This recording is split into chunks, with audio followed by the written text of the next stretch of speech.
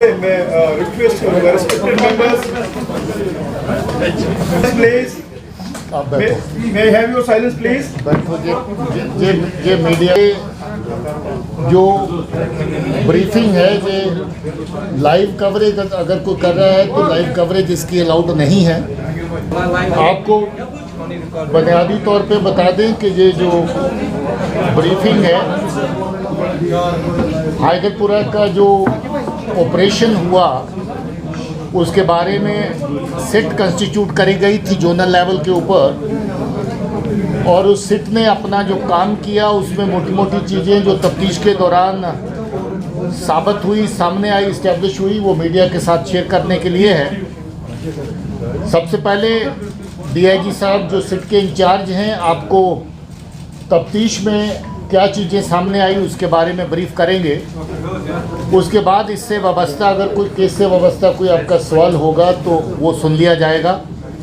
के सामने मैं शेयर कर रहा हूँ। इस बीच थोड़ा सा देर जरूर लगा, मैं ये दिखाना चाहता हूँ। ये दिल्ली से जो हमारे पास आईओ कॉपी रिटर्न की गई है उसके बेस पे मैं आपके सामने मुखातिब हूँ, और इसको लेने में हमें वेट करना पड़ा। अदरवाइज अगर हमारे पास पहले आता मैं शायद आपसे पहले ही मुखातिब होता। नेक्स्ट, उसके बाद पोस्टमार्टम रिपोर्ट की कॉपी भी आपके सामने इसमें लिंक पे मैंने रखा हुआ है जो आपके लिए मैं दिखाऊंगा आगे। नेक्स्ट आ जाए। ये तमाम विटनेसेस और एविडेंसेस करने के बाद हम लोग कुछ अहम विटनेसेस को भी ढूंढ पाए जो उस पूरे वाकये के चश्मदीद गवाह थे।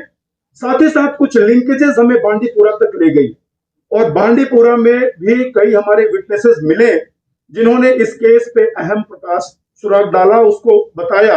लेकिन पहले मैं शुरू करता हूं श्रीनगर में हमारे पास कौन कौन से विटनेसेस थे। सबसे पहले 14 नवंबर को शाम कोई 6 बजे का वक्त होगा जब हमारे जोनल एसपी के पीएसओ पे एक अटैक हुआ। उस अटैक में जो हमारे जवान जिसको गोली लगी और वो बच गए, और उसके साथ जो उसका साथी था जिसने उस एफटी को यानी फॉरेन टेररिस्ट को बड़ी क्लोज देखा था, उन्होंने सबसे पहले आइडेंटिफाई किया कि हैदरपुरा में जो मारा गया है वही वो फॉरेन टेररिस्ट था जिसने उसको टारगेट किया। क्लियरली उसने मैजिस्ट्रेट के सामने आइडेंटिफाई किया। उसके बाद 3 ऐसे विटनेसेस जिसको हम लोग प्रोटेक्टेड विटनेस ए, प्रोटेक्टेड विटनेस बी और प्रोटेक्टेड विटनेस सी के तौर पे दिखा रहे हैं, वो तीनों उस बिल्डिंग से और उस लोकेलिटी से डॉक्टर मुदस्सिर गुल से काफी उनकी वाबस्तगी बहुत ज्यादा है, और उन्होंने इस बात की तस्लीम किया है और उसका उन्होंने बयान भी दिया है कि उस बिल्डिंग में वही सेम व्यक्ति पिछले 1 महीनों से रहता था। उस बिल्डिंग में कभी घूमता हुआ कभी बाहर की तरफ आता था, कभी बातचीत वैसे शांत रहता था, फोन पे काफी बातचीत किया करता था, और उसकी जबान ना तो कश्मीरी थी ना ही वो डोगरी बोल पाता था। वो उसके जबान जब इन्होंने सुना उसके बेस पे इन्होंने कहा कि कोई ये बाहर का होगा, फॉरेन उसका एंगल उसको लग रहा था। इन्होंने उस फॉरेन टेररिस्ट को कई बार डॉक्टर मुदस्सिर गुल की गाड़ी में भी देखा श्रीनगर में घूमते हुए। ये भी विटनेस हमारे पास है। उसके बाद इंडिपेंडेंट विटनेसेस जो उस समय ऑपरेशन के साइट पे अवेलेबल थे, उन्होंने इस बात की गवाही दी है कि पुलिस ने किसी तरह का कोई बदसलूकी हमारे साथ नहीं किया या कोई जोर जबरदस्ती नहीं की गई है। सबके ऑडियो वीडियो स्टेटमेंट्स हमारे पास दर्ज है। अभी हम बांडीपुरा लिंक पे चलेंगे। जब हमें आमिर मागरे का लिंक बांडीपुरा से मिला, फिर हम लोग बांडीपुरा की तरफ हमारी टीम गई जिसे मैं लीड कर रहा था। उसमें सबसे पहले जिसे हम लोग स्टेटमेंट ऑफ प्रोटेक्टेड विटनेस 1 लिख रहे हैं, ये आमिर का बहुत ही क्लोज, बहुत ही खास था। मैं नाम डिस्क्लोज नहीं कर पाऊंगा। इसने इस बात को तस्लीम किया कि 15 तारीख को ही सुबह कोई 10 सवा 10 बजे आमिर ने फोन पे एक फोटो भेजा था। वो फोटो में मैं आगे शेयर करूंगा। उस फोटो में आमिर अपने आप को एक पिस्टल के साथ रखे हुए है, और फोटो उसके फोन पे। इसने पूछा कि ये क्यों भेजे, बोला कि मुझे भेजना नहीं था, जस्ट तुम्हें दिखाने के लिए मैंने भेजा। और उसके बाद हालांकि उसका चेहरा स्टिकर से ढका हुआ है, लेकिन जो हमारा विटनेस है वो आमिर के इतना क्लोज है लंबे समय से, वो सीधे सीधे उसकी पहचान करता है कि ये आमिर ही है।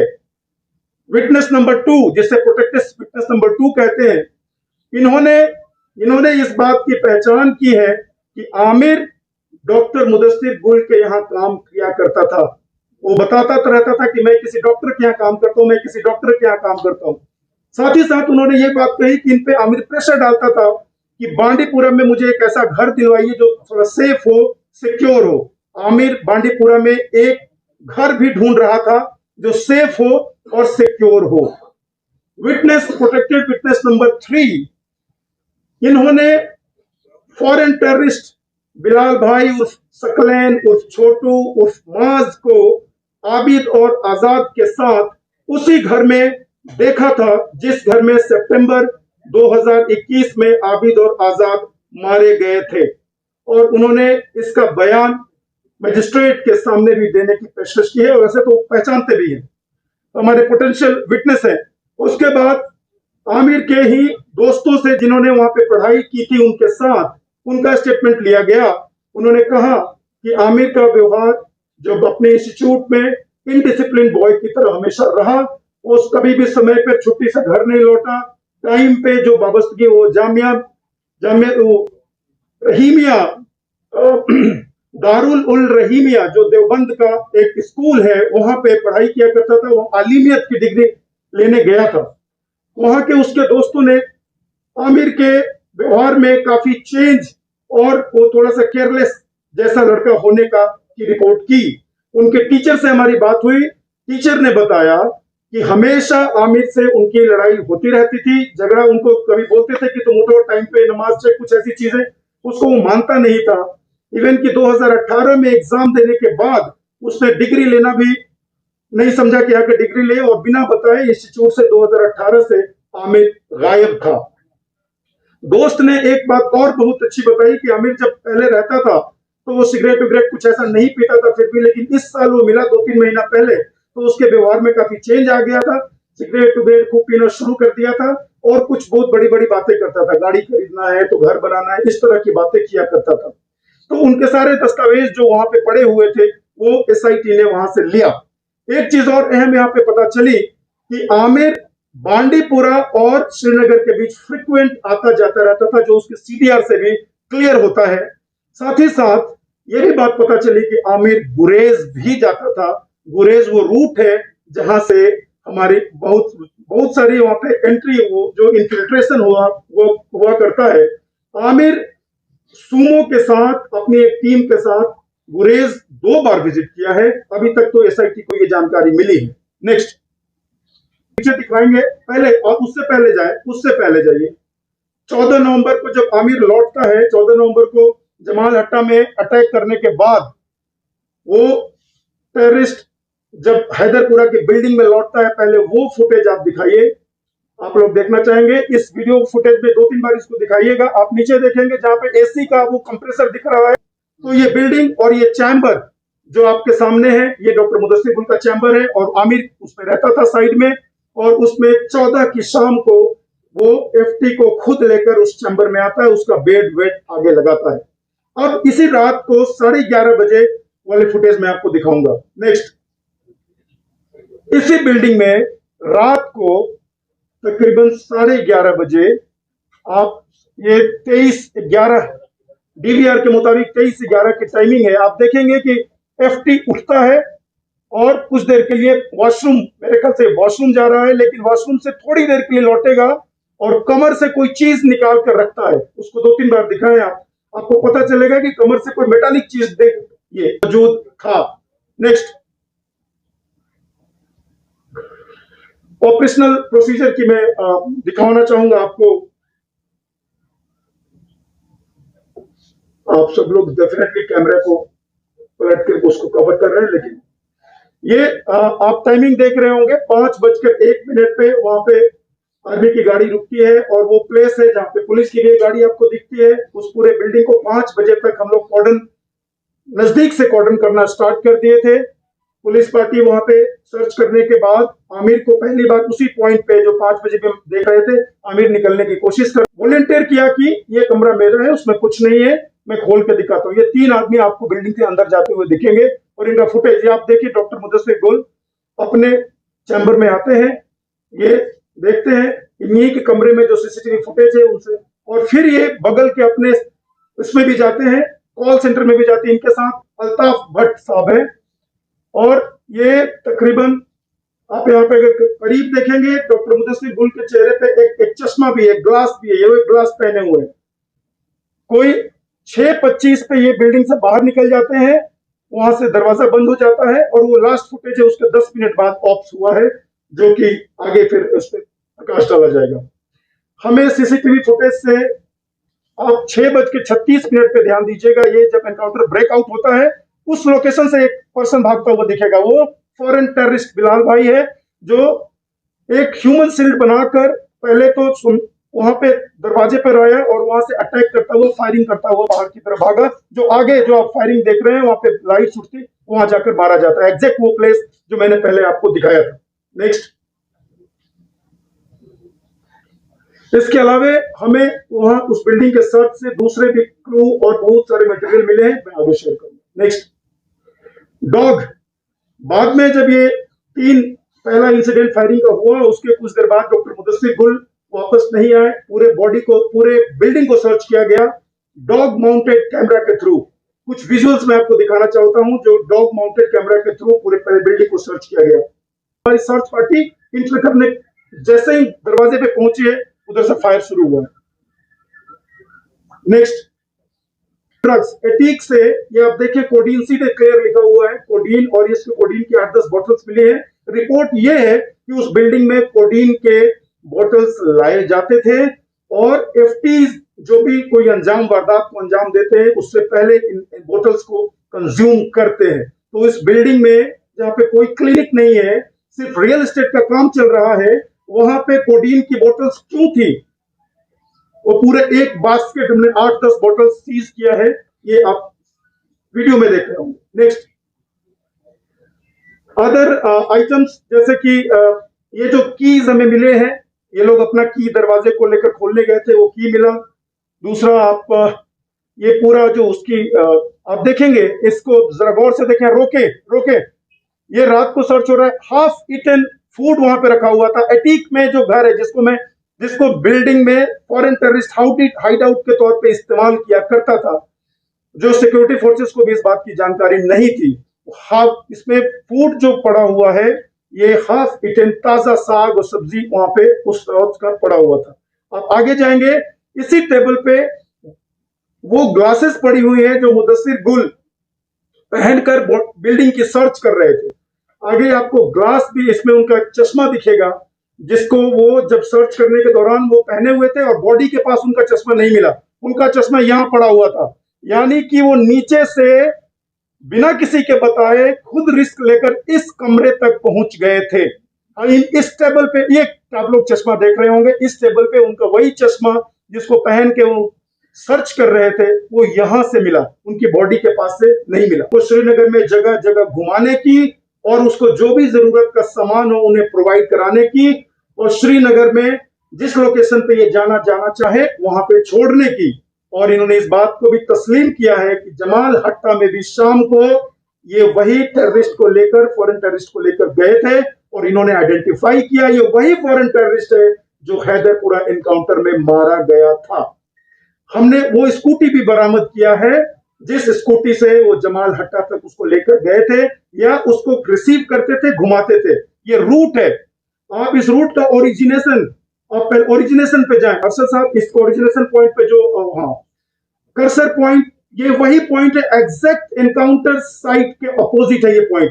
यानी कि टेररिस्ट को उन्होंने वहां पे रिसीव किया और अपनी स्कूटी से इस लोकेशन पे उन्होंने घुमाया, और डिफरेंट रूट से, बाकी सारे रूट शेयर कर दिखाएं, डिफरेंट रूट्स जो उन्होंने पॉइंट टू पॉइंट जाकर मैजिस्ट्रेट के सामने तस्लीम किया, दिखाया। मैं इस लोकेशन से यहाँ पे लाया, यहाँ से यहाँ पे लाया, घंटा घर ले गया, उनको जैकेट खरीदवाया। तो तमाम रूट्स हमने फिर उसको क्लियर करके इन्वेस्टिगेशन के लिए सामने रखा है। बिलाल भाई, ये टेलीग्राम पे बिलाल 99 के तौर पे इसका चलता था, अपना जो आईडी था बिलाल 99 के तौर पे चलता था। और ये सकलेन भाई 2000 2019 में 2019 में हमारे यहाँ यानी कि बांडीपुरा गुरेज के रास्ते आजाद के साथ, आबिद के साथ ये इन्फिल्ट्रेट करता है। बाद में आजाद भी इसको ज्वाइन करता है और जब इसकी सितंबर 2021 में आबिद और आजाद की ऑपरेशन में वहां पे एक जब वो हलाक हो जाते हैं, उसके बाद से ये श्रीनगर की तरफ अपना बेस शिफ्ट करने की सोचता है। और हमारे विटनेसेस ने यह भी बताया कि पाक से उसके पास ये भी इंस्ट्रक्शन था कि जब हमारे वीवीआईपी की विजिट हो रही थी, उस विजिट को भी अनस्टेबल करने की साजिश के तहत इसको श्रीनगर भेजा गया था।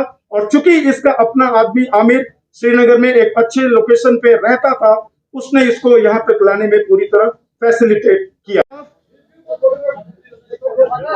अल्ताफ अहमद भट्ट की फैमिली को हम लोगों ने इनिशियल क्वेश्चन भेजा कि अगर आपने रेंट डीड की है तो पुलिस का वेरिफिकेशन हुआ है या नहीं हुआ है, या फिर अगर आपने किसी से रेंट लेते थे तो किस चैनल से होता था। तो उसके जवाब में एक या दो ऐसे कागजात आए हैं जो इन्वेस्टिगेशन के क्वेश्चंस को का जवाब नहीं दे पाते हैं। हमने इनिशियल दूसरा भी सेट ऑफ क्वेश्चन उनको फिर से बोला है कि कोई और भी उनके पास दस्तावेज हो। As of now doctor Altaf Bhatt की फैमिली हमें ये प्रूव नहीं कर पाई है कि बिल्डिंग में कौन था, कौन रेंटर था, क्यों दिया, और उनकी ये जिम्मेदारी बनती है। एसआईटी के पास जैसे जैसे फैक्ट आएगा हम उस फैक्ट के बेस पे ही आपको बोलेंगे। हम उनके जवाब का और इंतजार कर, शायद वो उधर से और कोई जवाब दे दे, लेकिन ये उनकी जिम्मेदारी जरूर है। जो ग्राउंड फ्लोर पे 5 दुकान के साथ रहता है, उसकी बिल्डिंग के ऊपर कौन रहता है वो जाने, बताए, वेरीफाई करे, और अगर कोई रहता भी है तो लीगली रहे।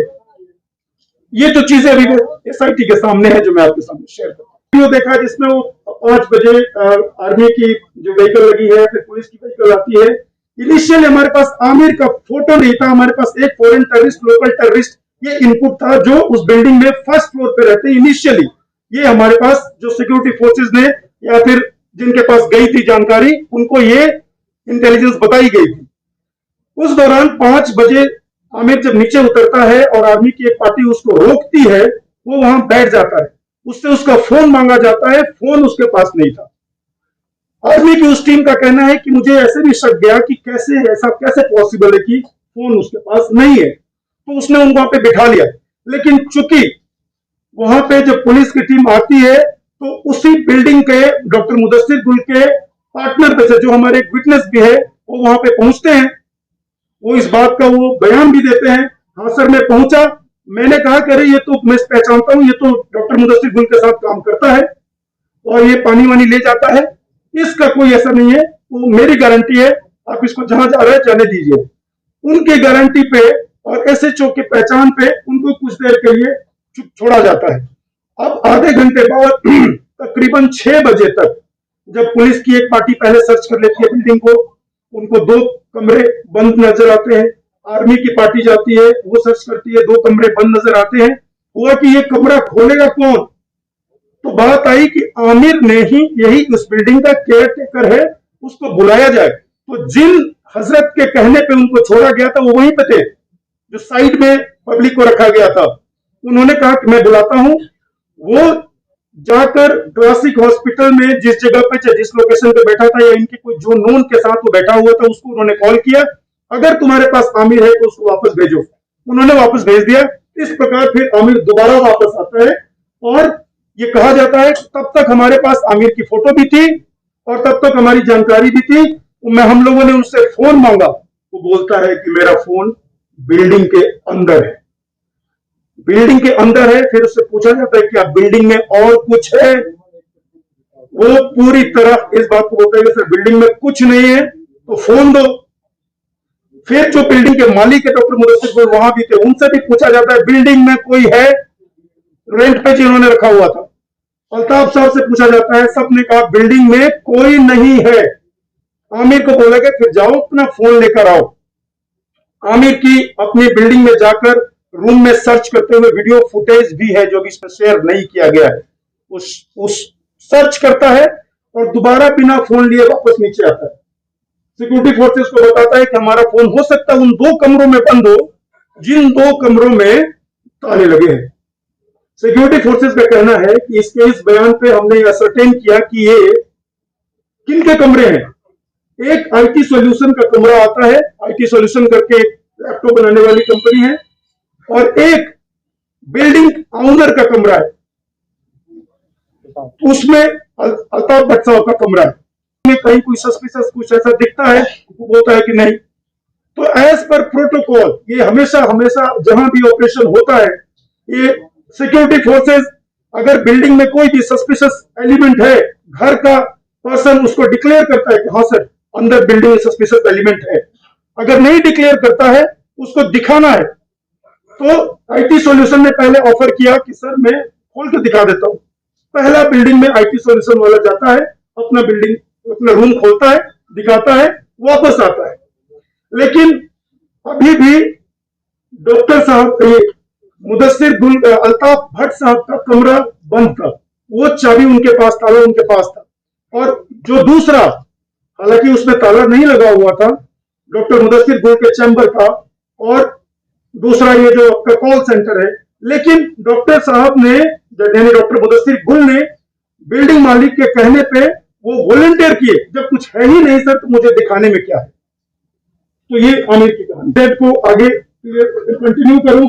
अगर डॉक्टर गुल को मारा गया मेरे तो केस उसके जो फैमिली है वो दूसरे दिन भी उनको अगर वो पहले से पुलिस ने ये अल्ताफ साहब की बॉडी के साथ उनको लिया गया था, तो पुलिस को इतना कंफर्म करने के लिए क्यों लगा कि उसमें डॉक्टर गुल भी मारा गया है या नहीं?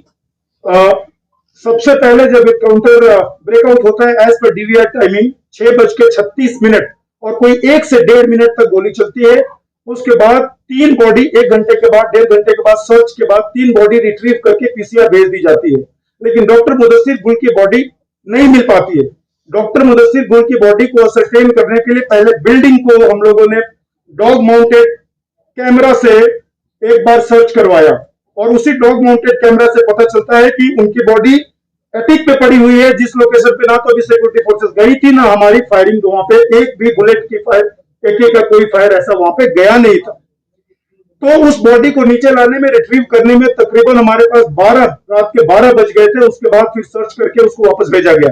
इसकी वजह से डॉक्टर मुदस्सिर गुल की बॉडी को पीसीआर में भेजने में 2-3 घंटे का समय लग गया। लेकिन अगर आपका ये क्वेश्चन है कि बाद में उनको ओजीडब्ल्यू हमने बताया, हमारा क्वेश्चन ये एसआईटी के सामने कुछ फैक्ट्स है जो मैंने आपके सामने रखा है। ये वही चैम्बर है जो डॉक्टर मुदस्सिर गुल का चैम्बर है जिसमें वो बैठते हैं। उस चैम्बर में फॉरेन टेररिस्ट एक लोकल टेररिस्ट के साथ रहता है। तो उसको आप ही बताइए, जो वोट देना चाहेंगे वही है। हम सिर्फ सबूत आपके सामने रखते हैं कि उन्हीं के चैम्बर में वो फॉरेन टेररिस्ट पिस्टल के साथ पाया गया।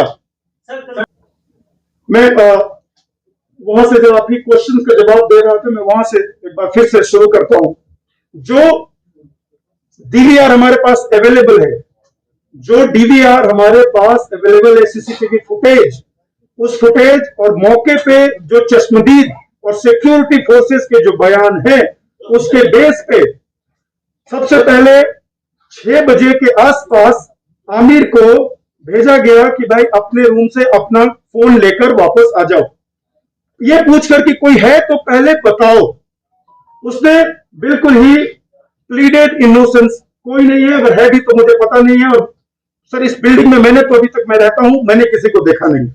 जबकि उसको पता था, क्योंकि वो तो चलाता था और ऐसे अहम सुराग सबूत मिले हैं उन दोनों के साथ होने का, उसके बावजूद उसने झूठ बोला। और वो दिखाने के लिए कि अंदर कोई नहीं है, वो जाता है और थोड़ा सा सर्च करने का एक ड्रामा ही कहेंगे, या फिर सर्च करता है और वापस आता है कि मेरा फोन नहीं मिला। फर्स्ट फ्लोर से वापस आता है, कोई 2 से 3 मिनट का, 2 मिनट के अंदर सर्च करता है, चूंकि सीढ़ी है, गया, सर्च किया, वापस आ गया। 2 रूम पे बात आ गई कि 2 रूम बंद है। आईटी सॉल्यूशन वाले ने अपना रूम खोल दिया। अल्ताफ भट्ट साहब के रूम का चाबी अल्ताफ भट्ट साहब की थी। ही वॉलंटियर। हमने उनको बोला कि क्या आपको भी कोई शक है? इन्हें भी बोला कि नहीं सर, इस बिल्डिंग में कोई ऐसा है ही नहीं, मैं चल के दिखाता हूं। उसने डॉक्टर गुल को बोला चलो यार। इन्होंने किसी तरह का कोई शक जाहिर नहीं किया कि बिल्डिंग में कोई हो भी सकता है। न इन्होंने सिक्योरिटी फोर्सेस से किसी तरह की मदद मांगी कि आप मुझे, हो सकता है कि सर इसमें हो, मुझे बीपी वगैरह पहना दीजिए, मुझे कुछ ये कर दीजिए, मुझे डर है कि हो सकता है कोई हो। इवन सिक्योरिटी फोर्सेस वहां कॉर्डन में बैठी हुई है, तब भी दे वर सो श्योर कि बिल्डिंग में कुछ नहीं है। दे वॉलंटियर्ड, अंदर की तरफ जाते हैं। आपने वो फुटेज देखा, 6:26 तक, यानी 6:25 58 पे कॉल सेंटर का गेट बंद हो जाता है। और वो हमारा लास्ट फुटेज है जिसमें डॉक्टर मुदस्सिर गुल और अल्ताफ भट्ट साहब साथ में दिखे। 6:26 पे दरवाजा बंद होता है, लास्ट फुटेज, और 6:36 पे फॉरेन टेररिस्ट उस बिल्डिंग से भागता हुआ दिखा है और जो आगे जाकर उसको गोली लगी है। 10 मिनट की क्या कहानी है। हालांकि अंदर किसी ने देखा नहीं, कोई चश्मदीद नहीं था और कैमरे भी कमरे के अंदर थे, रूम के अंदर थे। लेकिन जो कहानी अभी हालात से और जो हमने वहां पे जाकर वहां पे सर्वे करके देखा वो आपके सामने ऐसे बनता है। आपने देखा कि मुदस्सिर गुल साहब का जो चश्मा है वो हाइड आउट के टेबल पे पड़ा हुआ था। इट मींस दरवाजा बंद होने के बाद डॉक्टर मुदस्सिर गुल, जिनको पता था कि इस बिल्डिंग में कोई है, वो उस हाइड आउट पे पहुंचते हैं, चश्मा खोलते हैं, वहां बैठते हैं। वहां पे एक पर्सन पहले से था क्योंकि हाफ ईटन फूड वहां पे रखा हुआ था। उनके बीच क्या तशद्दुद होती है, क्या बातचीत होती है, जब ऐसा लगता है कि उन दोनों के बीच कुछ तकरार हुई और फॉरेन टेररिस्ट को ये बाहर से आदेश आया कि इसी ने शायद ये ऑपरेशन करवाया हो। इस शक के बिना पे उसने सबसे पहले डॉक्टर मुदस्सिर गुल को अटैक में मारा। ये एफटी, अभी हमारी एसआईटी हालात के जो भी हमारे पास सबूत है उसके बेस पे ये बोल रही है, क्योंकि उनकी बॉडी अटैक के बीच में गिरी है। ऐसा भी नहीं है कि वो तैयार था, जैसे ही कोई गेट से आए उसको मार देगा, तो उनकी बॉडी गेट पे मिलनी चाहिए थी, या फिर वो हाइड आउट के अंदर बैठा हुआ है, हाइड आउट में मार दिया, नहीं था। वो बीच में, अटैक के लगभग बीच में उनकी बॉडी मिली है। इट मींस रूम से बाहर जाते हुए उनको टारगेट किया गया। और ठीक 6:36 मैंने डीवीआर के मुताबिक और कुछ सेकंड के बाद हमने पहले 2 फायर अटैक से सिक्योरिटी फोर्सेस के मुताबिक पहले 2 फायर अटैक में सुनाई दिए। ये वही फायर थे, पिस्टल फायर, क्योंकि उनकी बॉडी के पास पिस्टल के ही बुलेट खोखे मिले थे। ये वही फायर थे जिसमें फॉरेन टेररिस्ट ने डॉक्टर मुदस्सिर गुल को टारगेट किया, मारा। उसके बाद वो नीचे आता है, या फिर आमिर और हमारे अल्ताफ साहब, अगर ये उसी बीच वाले फ्लोर पे है जो हमारे बिल्डिंग ओनर है, तो आमिर चूंकि अभी तो एक्सपोज हो गया और उन्होंने फायर भी कर दिया, और ये टेररिस्ट आमिर के साथ डॉक्टर अल्ताफ भट्ट साहब को, बिल्डिंग ओनर को, ह्यूमन शील्ड बनाने की कोशिश करता है। वो कैसे प्रूव होता है?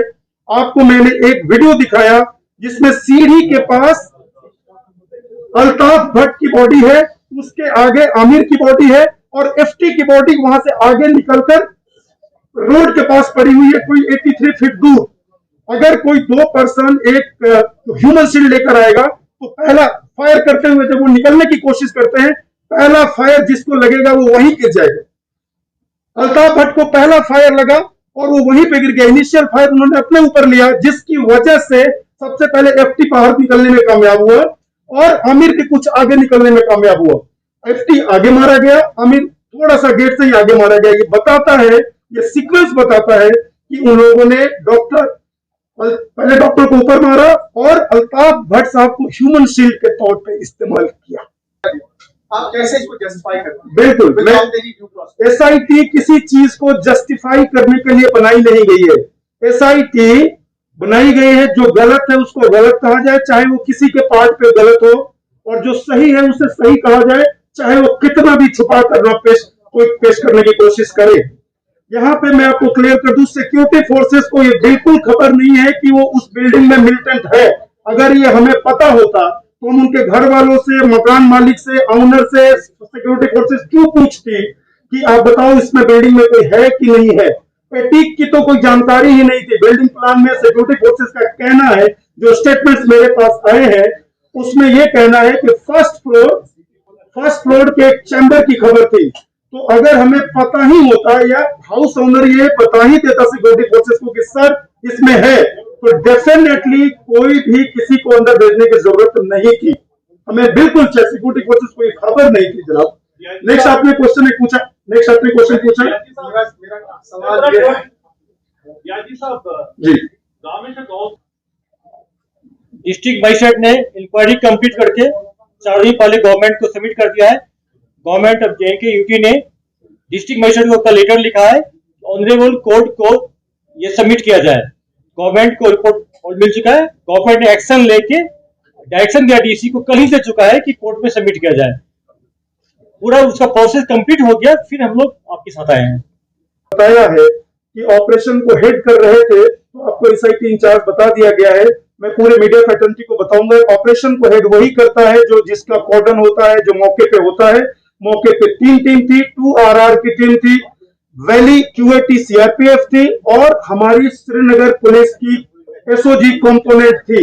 और वहां पे जो सीनियर ऑफिसर होता है वो वहां पे उसको हेड करता है, ना कि कोई DIG और सीनियर रैंक ऑफिसर। ऐसा पॉसिबल नहीं है। बहुत शुक्रिया, आपने बताया। आपको लगता है कि और दूसरी बात जो आपने बताया कि SIT के तो ऑपरेशन नॉट बी हेडेड और सुपरवाइज्ड लेटेस्ट जो लीगल गाइडेंस है, ऑर्डर है, उसमें रात में ही पोस्टमार्टम होता है, ये लीगली होता है। है। उसमें अगर लाइटिंग की व्यवस्था हॉस्पिटल में हो तो सुप्रीम कोर्ट ने ये ऑर्डर किया है कि आप पोस्टमार्टम कर सकते हैं। और ओवरऑल अगर ऑपरेशन देखा जाए, जो ग्राउंड पे ऑपरेशन किया जाता है, सुपरविजन तो डेफिनेटली सीनियर ऑफिसर्स की होती है। इसका मतलब ये तो नहीं है ना कि ग्राउंड ऑफिसर्स को उसका क्रेडिट ना दिया जाए जिन्होंने इतनी मेहनत करके फॉरेन टेररिस्ट, लोकल टेररिस्ट को मारा। सुपरविजन तो डेफिनेटली होता है। जैसे आप लोग रिपोर्ट बना रहे हैं, डेफिनेटली आपके हेडक्वार्टर का सुपरविजन है, लेकिन आप मेहनत कर रहे हैं, क्रेडिट तो आपको मिलेगा। लास्ट टाइम IG साहब ने बोला था कि ये जो अल्ताफ साहब को अगर गोली लगी है बड़ी वाली, क्योंकि उनके पास तो पिस्टल था, if the fire is from AK, that means the bullet is from police or state. जी, उस पे कुछ रिपोर्ट आई है, ballistic report, what does it से? जी। अल्ताफ भट्ट को जो बुलेट्स लगे हैं वो AK के भी फायर हैं, जो क्रॉस फायरिंग में कूद गए हैं। मैं तो बोल रहा हूँ, उन्होंने ह्यूमन शील्ड के तौर पे टेररिस्ट ने उनको इस्तेमाल किया। मैंने आपको वीडियो दिखाया। बिल्कुल Sujit sir, ji. is police still considering other 3 except this FT as OGW after this investigation, and what is the deliberation police has made so far? आपने बहुत अच्छा एक वर्ड यूज किया, स्टिल। तो स्टिल में सबसे बेहतरीन मैं चीज आपके सामने कहूंगी, case investigation is still going on. तो मेरे कंसिडरेशन से कोई फर्क नहीं पड़ेगा, फैक्ट से फर्क पड़ेगा। I will be really grateful अगर आपके पास कोई ऐसा विटनेस से कोई चीजें आ जाए, तो still I am open. SIT is still open. Sir, how many witnesses have you recorded so far in this case? Amir was in the hospital for 30 minutes. First question, why did he run away when he knew that it was about the plot? Second question is, as per eyewitnesses, they are saying कि अल्ताफ साहब को 3 बार ऊपर चढ़ाया था। 2 बार वो वापस आए, तीसरी बार he along the mustache with him, and third time he didn't come. Is it so? दोनों प्रश्न का जवाब मैं देता हूं। बिल्कुल, आमिर इसलिए नहीं भागा क्योंकि आमिर को जिसने उस स्पॉट से छुड़ाया था वो हमारे पास खड़ा था। मैंने आपको पहले बताया कि वो डॉक्टर मुदस्सिर गुल का क्लोज एसोसिएट था और वो हमारे पास खड़ा था। उसके कहने पे हमने उसको छोड़ा था। वो एग्जैक्ट बोला कि तुम कहां जा सकते हो, और उसके साथ एक आदमी भी था ताकि जब जरूरत पड़े वो बुला लेगा। एग्जैक्ट वही हुआ। जब हमें बुलाने की नौबत आई कि उनको बुलाया जाए, वो बुलाया, और वो पर्सन उस बिल्डिंग में काम करता था, वो कहां जाता, इसलिए आमिर वहां से नहीं गया। दूसरा क्वेश्चन आपका है, प्लीज, क्या दूसरा question? Rather than breaking the law, why did you wait for the keys? And second was Altaf Saab ये बहुत सारी रिपोर्ट्स सुनी कि अल्ताफ साहब को 3 बार ले जाया गया, लेकिन माय फेलो जर्नलिस्ट, ये जो CCTV फुटेज जितनी बार मैंने देखी या जितनी बार अदालत इस फुटेज को देखेगी, कहीं भी अल्ताफ साहब को 3 बार ले जाना इस फुटेज में नहीं आता है। दूसरी बात, हाँ, सिविलियन 3-4 बार जरूर गए, जैसे कि एक बार आमिर FT IT सॉल्यूशन वाले एक बार गया, उसके बाद आमिर, अल्ताफ साहब और फिर मुदस्सिर भट्ट, डॉक्टर मुदस्सिर गुल, ये लोग एक साथ गए। तो सिविलियन 3-4 बार जरूर गए। और आप लोग इस बात को जरूर सोचिएगा कि सारे सिविलियन को हम लोगों ने एक शेड में, एक्साइड बुलेट के पास एक बड़ा सा हॉल था, वो अंदर रखा हुआ था। तो कोई आदमी बाहर भी निकलता था ना, उनको लगता था कि बिल्डिंग में ही गया, कोई रोड पे नहीं है। ये सीसीटीवी फुटेज दिख रहा है, जैसा देख रहा हो कि हाँ गया, बिल्डिंग में गया, अंदर आया, ऐसा कोई नहीं। जो भी एक सिविलियन थोड़ा सा बाहर भी आया, उनको लगता था कि इनको अंदर ले जाया गया, जबकि सीसीटीवी फुटेज इस बात को सपोर्ट नहीं करती है। रादर इस थर्ड आपके क्वेश्चन को हमने यानी जो सिक्योरिटी फोर्सेस वहां पे है, उन्होंने की ताला तोड़ने का ये क्यों नहीं किया? क्योंकि वहां पे ऑनर ने खुद वॉलेंटियर किया कि मेरे पास चाबी है, मैं खोल के दिखा दूंगा, कोई शक ही नहीं है, तो क्यों ताला तोड़े? एसआईटी उतना ही बात बोल रही है जितना हमारे पास सबूत है। मैंने ना तो किसी को ये क्लीन चिट देने के लिए एसआईटी बनी है, ना किसी को फंसाने के लिए बनी है। मैंने ये कहा कि विटनेसेस ये बोलते हैं कि हमने डॉक्टर मुदस्सिर गुल को एफटी के साथ गाड़ी में घूमते हुए देखा, सीसीटीवी फुटेज दिखता है कि उसके चैम्बर में वो पिस्टल के साथ एक रात पहले भी था। बाकी जो विटनेसेस ये बोलते हैं कि बिल्डिंग में आमिर मागरे डॉक्टर मुदस्सिर गुल का साथ रहता था, काम करता था, आमिर मागरे का लिंक आगे पाया गया। ये सारे लिंकेजेस हमने रखा है। जिस दिन कंक्लूजन रखेंगे, अदालत के सामने चार्जशीट के साथ पेश किया जाएगा। Case is still open.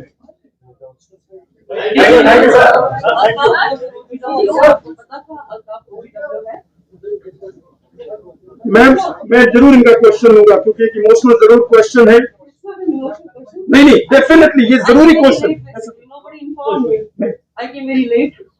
Ma'am, SIT के पास जो जानकारी मिली है, और मैंने अभी मीडिया आपके आने से पहले मीडिया को यही शेयर किया कि फैमिली से उस बिल्डिंग के बारे में जानकारी मांगी गई है कि जानकारी, बिल्डिंग चलता था, कमर्शियल एक्टिविटी चलती थी, कौन रेंट पे था, वेरिफिकेशन था या नहीं था, कौन आता था, कौन जाता था, उसका हमें अभी तक कोई सेटिस्फैक्टरी जवाब नहीं मिला है। दूसरा, बिल्डिंग अगर है तो एक जिम्मेदारी जरूर बनती है, एक जिम्मेदार सिविलियन होने के नाते, कि उसमें कौन आए, कौन जाए, कौन बैठे, उसकी हम जानकारी रखें, नहीं तो पुलिस को बताए। हमने इतना ही शेयर किया। कोई नई चीज बात नहीं, हर एक पुलिस स्टेट पुलिस करती है, हम लोग भी किए हैं। कोई भी आप फेक न्यूज नहीं फैला सकते हैं, मिलिटेंट को ग्लोरीफाई नहीं कर सकते हैं, रीमर नहीं फैला सकते हैं, ऐसा किसी को थ्रेटिंग नहीं कर सकते हैं, चाहे फेसबुक पर हो, चाहे सोशल मीडिया की किसी भी गैजेट पर, किसी भी एप्स पर। ये इलीगल है, इससे मिलिटेंसी फैलती है, टेररिज्म फैलती है, लोगों को फियर बढ़ता है, ये कानूनी अपराध है। पहले हम लोग ये एडवाइस कर रहे हैं, काउंसलिंग कर रहे हैं, अवेयरनेस फैला रहे हैं, नेक्स्ट स्टेप पे हम लोग एक्शन लेंगे। फुटेज है वो कोर्ट की प्रॉपर्टी है, हमें आईओ कॉपी मिली हुई है, तो ये अगर आप उसको रिकॉर्ड करेंगे तो फिर मैं उसको दिखा नहीं पाऊंगा। आप लोग देखें, अपना कैमरा इधर रखें, आप लोग देखें, उसके बाद मैं आपके सारे सवालों का जवाब मैं दूंगा एक एक करके। वो स्क्रीन को रिकॉर्ड नहीं करूंगा।